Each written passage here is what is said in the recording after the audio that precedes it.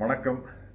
திருமணத்தை பற்றி, ஜாதி மதத்தை பற்றி, சடங்குகளை பற்றி எல்லாம் என்னோட மக ஒரு இன்டர்வியூ கொடுத்துருக்காங்க. அதை பற்றி சில பேர் ஆதரவாக கருத்து தெரிவிச்சிருக்காங்க, சில பேர் எதிர்ப்பாக கருத்து தெரிவிச்சிருக்காங்க. எங்கிட்ட அதை பற்றி கருத்து கேட்டாங்க. நான் ஒரு ப்ரௌடு பெரியாரிஸ்ட். எனக்கு இந்த ஜாதி மதம், இந்த சடங்கு இதில் எல்லாம் எனக்கு உடன்பாடே இல்லை. அதே மாதிரி திருமணம் குறித்து எங்கிட்ட கேட்டாங்க. திருமணம் அப்படிங்கிறது ஒரு கட்டாயம் இல்லை, அது தனிநபர் விருப்பத்தை சார்ந்த விஷயம்.